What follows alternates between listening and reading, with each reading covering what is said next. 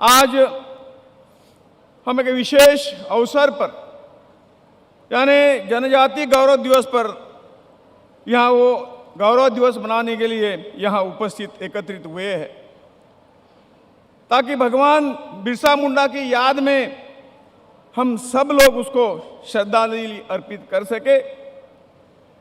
भगवान बिरसा मुंडा जी ने जिस तरह से जनजाति समाज को इकट्ठा करने के लिए, आगे बढ़ाने के लिए जो कुछ प्रयास उन्होंने किए हैं और इसके साथ साथ उनके उत्थान के लिए, उनके विकास के लिए जो कुछ कष्ट किए हैं उनको हम कभी नहीं भूल पाएंगे।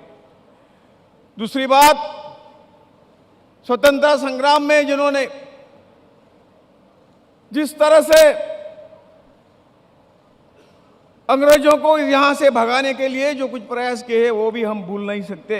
इसलिए 2021 में हमारे माननीय प्रधानमंत्री ने इस दिन को उनके सम्मान में घोषित किया ताकि उनकी विरासत के साथ साथ भारत के आदिवासी समुदायों की समृद्ध संस्कृति और परंपराओं का भी जश्न मनाया सके। स्वतंत्र संग्राम में भगवान बिरसा मुंडा जैसे नेताओं ने जो कष्ट उठाया, इसके लिए आज हम इस लोकतंत्र का उपभोग ले रहे हैं। उन्होंने अपना जीवन निछावर किया। हजारों लोग उस संग्राम में, लाखों लोग उन्हें संग्राम में भाग लिया था।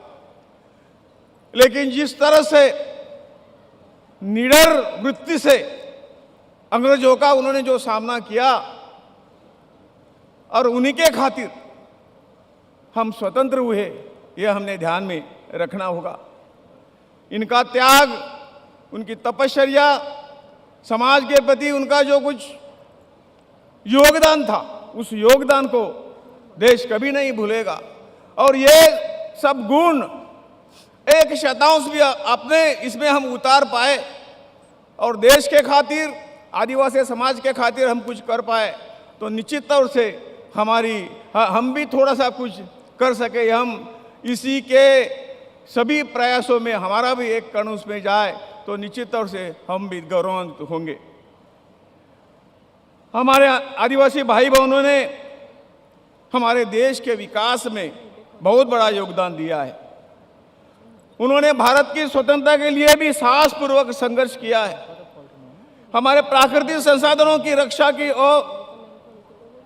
और मूल्यवान ज्ञान एवं परंपराओं को संरक्षित किया। जैसे हम धरती आबा भगवान बिरसा मुंडा के 150वीं जयंती वर्ष की शुरुआत कर रहे हैं। उनकी प्रेरणादायक भावना में हमें हमारे आदिवासी समुदायों की शक्ति और गौरव की याद दिलाती है। उनके सम्मान में माननीय प्रधानमंत्री जी ने हाल में ही 2 अक्टूबर 1924 को धरती आबा जनजातीय ग्राम उत्कर्ष योजना शुरू की है। इस योजना में 17 मंत्रालयों के प्रयास शामिल है, जिसका उद्देश्य अगले 5 वर्षों में आदिवासी क्षेत्र में सामाजिक ढांचा, स्वास्थ्य, शिक्षा और आजीविका में सुधार करना है। यह योजना विकास के महत्वपूर्ण अंतराल को भरने और आदिवासी समुदायों के लिए स्थायी बदलाव लाने का प्रयास करती है और ये प्रयास सचमुच आदिवासी समाज को आगे ले जाने के लिए, उनका विकास के लिए एकदम प्रयत्नशील रहेगा। मैं जिस राज्य से आता हूँ, गोवा मेरा राज्य है। उत्तर गोवा मेरा लोकसभा सांसदीय क्षेत्र है, जिसका मैं प्रतिनिधित्व करता हूँ। वहाँ के जो आदिवासी समाज है उनको गावड़ा बोलते, कुणबी, वेड़ी ये भी है। और धनगर जैसे जनजातियों ने हमारी सांस्कृतिक धरोहर को आज तक बचाया रखा है, पारंपरिक ज्ञान को संभाले रखा है।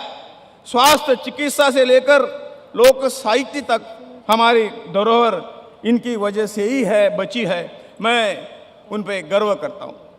आज माननीय प्रधानमंत्री इस कार्यक्रम में तहत कई महत्वपूर्ण परियोजनाओं का अनावरण करेंगे, जो बिहार के जुमुई में राष्ट्रीय कार्यक्रम के दौरान किया जाएगा। यहाँ उड़ीसा में मैं जहाँ 22.85% आबादी आदिवासी है, हम भी गर्व के साथ इन दिवस को मना रहे हैं। आज मुझे भाग्य मिला आप सबको संबोधित करने के लिए।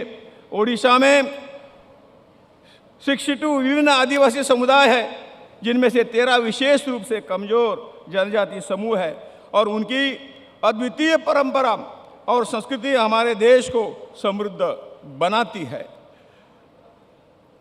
आज मुझे इस राज्य स्तरीय कार्यक्रम में भाग लेने और राष्ट्रीय कार्यक्रम से जुड़ने का सौभाग्य मिला है।